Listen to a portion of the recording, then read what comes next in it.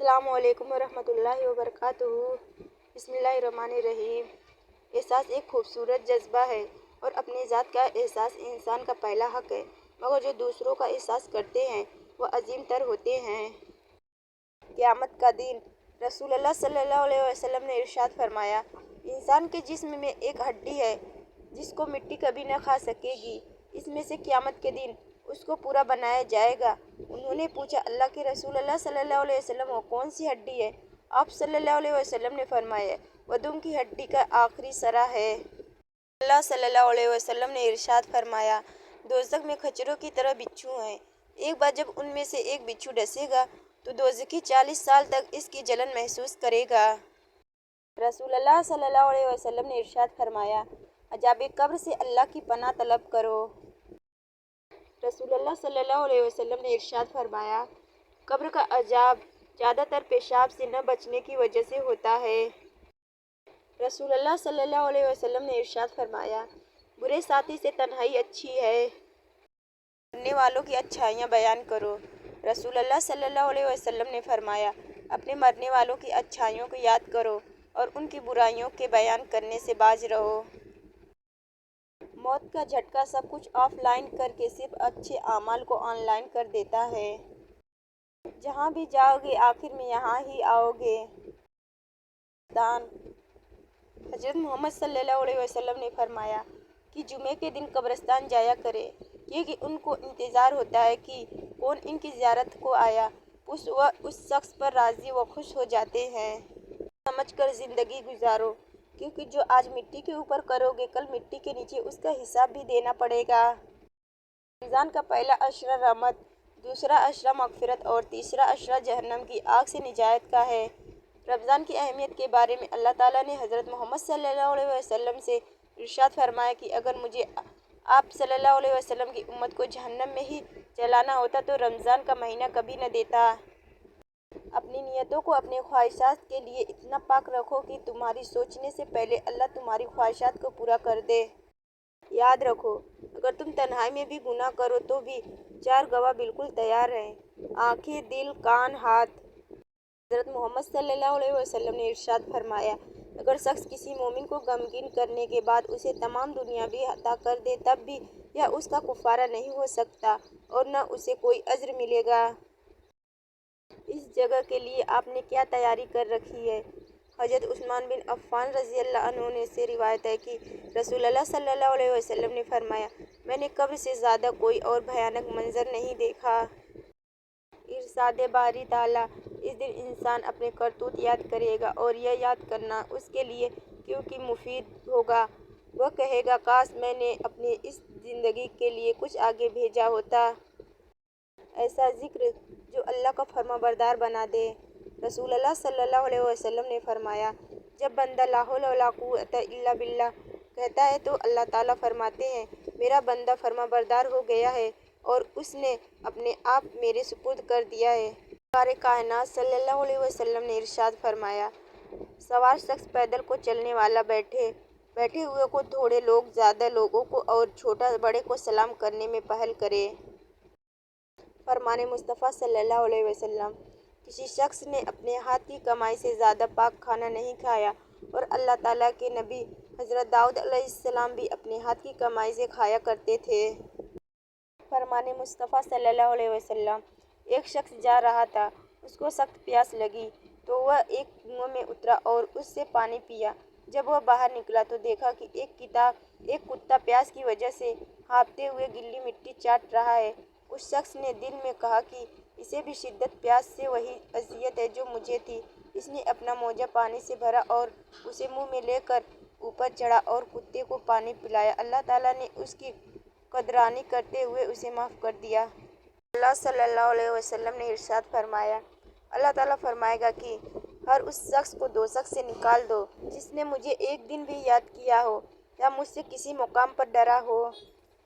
حضور پر نور صلی اللہ علیہ وسلم نے فرمایا، میزان میں جو چیز سب سے زیادہ بھاری ہوگی وہ حسن اخلاق ہے، اور جس میں حسن اخلاق ہو اس کا درجہ روزے داروں اور نماز پڑھنے والوں کے برابر ہے۔ انسان ایک ایسا غافل منصوبہ ساز ہے کہ وہ اپنی ساری پلاننگ میں کبھی اپنی موت کو شامل ہی نہیں کرتا۔ بچوں کو دین سکھا دیں، باقی سب کچھ ان کو دین سکھا دے گا۔ نماز۔ حج مہنگا ہو گیا ہے، کوئی بات نہیں، نماز مفت ہے، وہ پڑھ لو۔ والدین کی تربیت سے بچے ڈاکٹر، انجینئر بن سکتے ہیں تو نمازی کیوں نہیں؟ نماز کی طرف میرے قدم اپنے آپ اٹھ گئے۔ اپنی عمر کے لوگوں کو جب میں نے مرتے دیکھا۔ نماز محبت سمجھ کر ادا کرو گے تو اللہ تمہیں دوسری نماز کے لیے خود کھڑا کر دے گا۔ اللہ کے لیے وقت نکالو اور وقت پر نماز ادا کرو، اللہ تمہاری زندگی سے برا وقت نکال دے گا۔ نماز ایسے پڑھو جیسے تم سے زیادہ کوئی گنہگار نہیں، بے شک اللہ سے زیادہ کوئی مہربان نہیں۔ ایسے نہ کہو مجھے کام کرنا ہے، بلکہ کام سے کہو کہ مجھے نماز پڑھنی ہے۔ نماز کو مت چھوڑنا، زندگی کی ساری برکت اسی میں ہے۔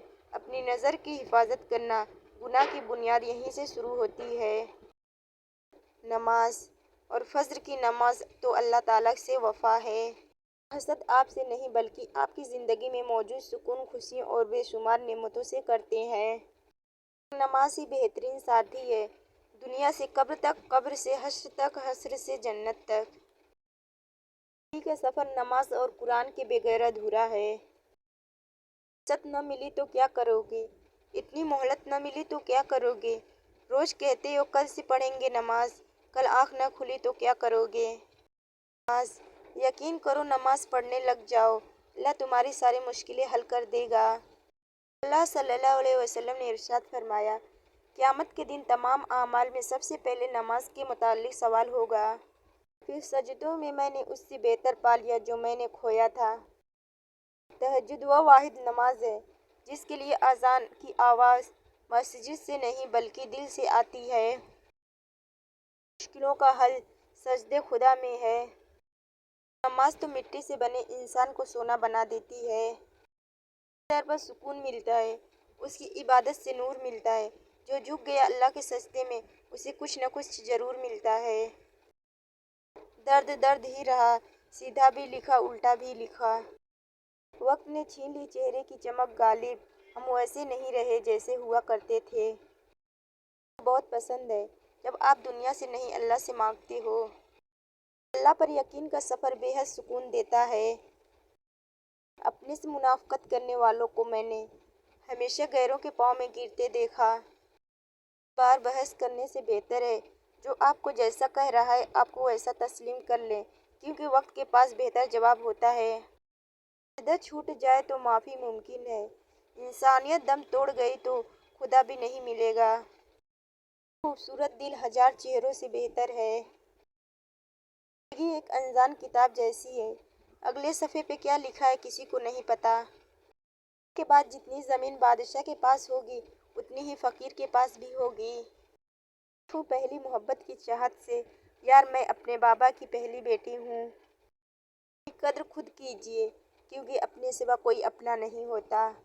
حضرت علی رضی اللہ عنہ نے فرمایا، جب لوگ غصے میں ہو تو ان کی بات غور سے سنا کرو کیونکہ اصل حقیقت تب سامنے آتی ہے۔ علی رضی اللہ عنہ نے فرمایا، کسی کے خلوص اور پیار کو اس کی بے وقوفی مت سمجھو، ورنہ کسی دن تم خلوص اور پیار تلاش کرو گے اور لوگ تمہیں بیوقوف سمجھیں گے۔ حضرت علی رضی اللہ عنہ نے فرمایا، دنیا میں دو کام بہت مشکل ہیں، ایک اس کے ساتھ رہنا جس سے محبت نہ ہو، دوسرا اس کے بغیر رہنا جس سے محبت ہو۔ آپ نے کچھ کیا ہی نہیں تو خوبصورت نظر آنا بہت آسان ہے۔ رب فرماتا ہے، تم مانگو تو صحیح، میں دینے کی حد نہ کر دوں تو کہنا۔ عہد کو توڑ کر جوڑنے والے ہم بھی ٹوٹے ہوئے تقدیر لیے بیٹھے ہیں۔